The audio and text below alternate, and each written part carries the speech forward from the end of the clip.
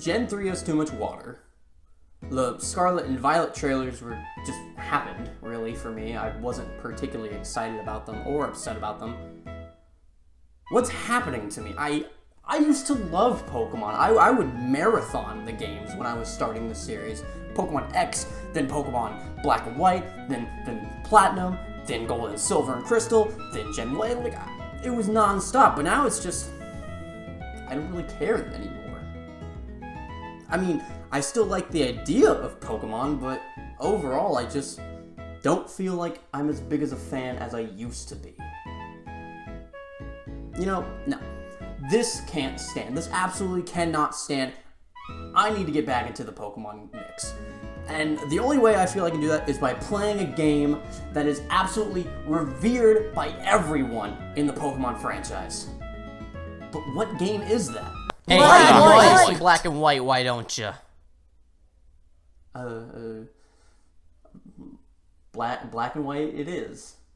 Pokemon Black and White, released for the Nintendo DS on March 6, 2011, and has since been met with mass critical acclaim. You take control of a young kid tasked with traversing the region, collecting 8 gym badges, defeating an evil organization, and becoming the champion. Oh, wait, my bad. That's the plot to Gen 4. One sec. Here we go.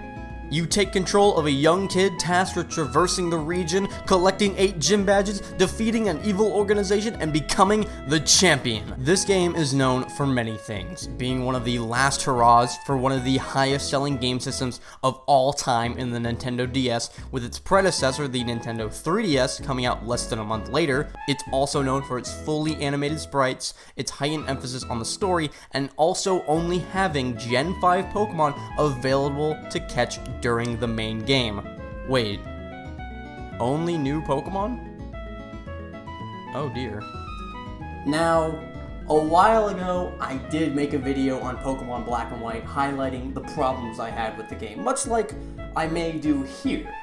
But I privated that video because half of the video I didn't really agree with anymore, and the other half I was talking about the Pokédex and my issues with it. But it has been a year since that video. I like to think I've evolved as a person since then. So what do you say we play it all over again and just realize that the issue I have with the Pokédex is probably not even an issue at all. It was just young, ignorant old me thinking that something that was a problem actually wasn't. So let's just find out. And surely it won't be an issue. Not anymore. Here we go.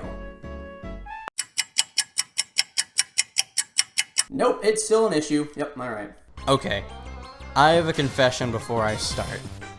I am not a fan of Pokemon Black and White. Note that I didn't say Gen 5 as a whole because I love Black and White too. But the first games, I can't get behind them. I can't consider myself a fan because of this issue I have with the Pokédex. Pokemon Black and White introduced 156 new Pokemon to the franchise, which, as I said before, are the only Pokemon obtainable in the main game. Now, some people love this, and more power to them. They like how the game forced them to try out the new Mons, instead of relying on previous Pokemon for either nostalgic purposes or just so they could use something they're actually familiar with. Now, on paper, this honestly sounds like a fine idea. Oftentimes when it came to the newer Pokemon games like Gen 6 and onward, the only Pokemon I used from the region in those games was my starter. So with that in mind, you'd think this game would do a great job at teaching me that I don't have to stick with the familiar. The new Pokemon are good too, and you should use them when playing the games they were introduced in.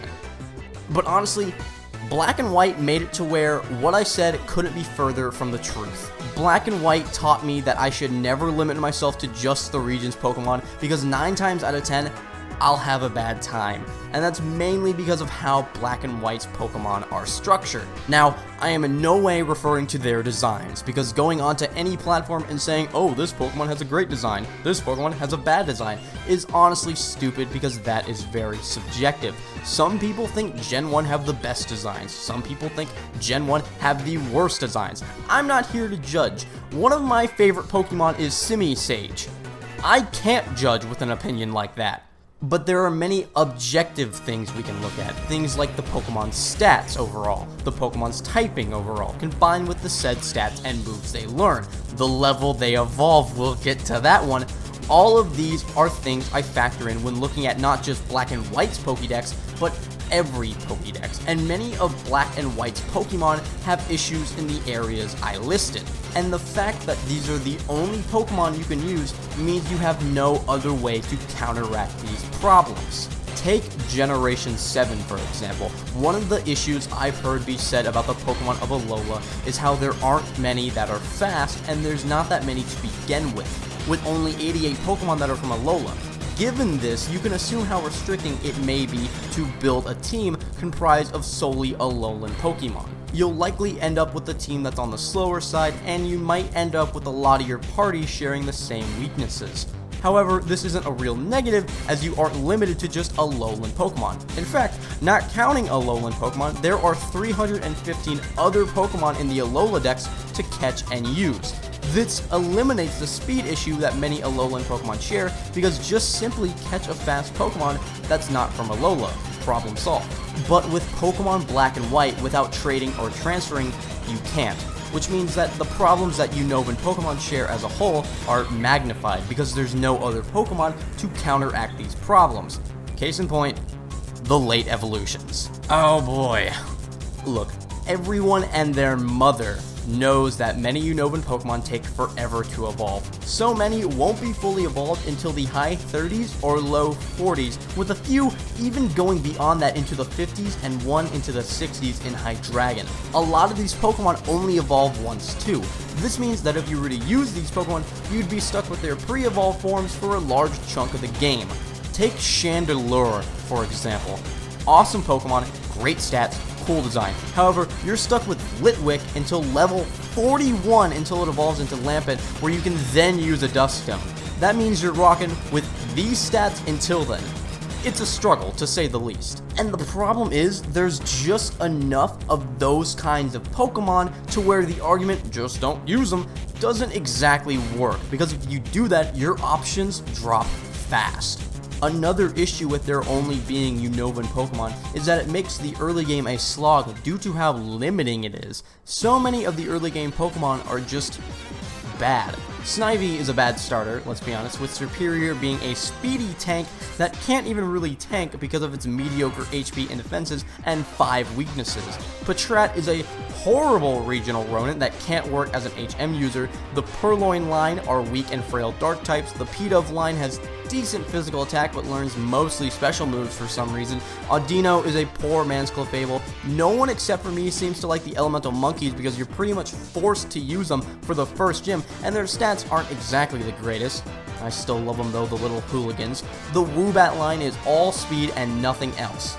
The Blitzel line has stats that don't go well with its typing and moves. You really don't get to anything exceptional, I mean really good Pokemon, until you're about 3 badges in, and even then, everything else before that is at best good, which, albeit, isn't really too bad. It's not like I'm wanting them to give us the best of the best at the very beginning, but those good Pokemon you can get before the 3rd badge are few and far between. This makes the early game difficult for the wrong reasons, because you just don't have any other party members aside from these cannon fodder slots that you're just filling to take hits. It's really monotonous.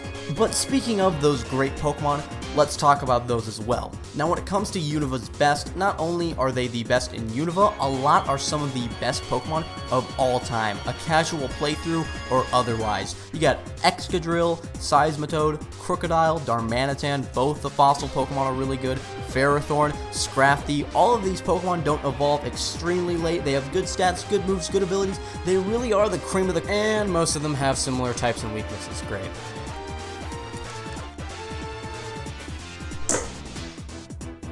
There's just no winning with this Pokedex, man. So many evolve too late, so many have extremely glaring problems. There's obviously the ones that are just straight up objectively bad. So many of the very best are weak to the same stuff, which means you wouldn't really be able to use them on the same team, and there's no other Pokemon there to balance out these issues.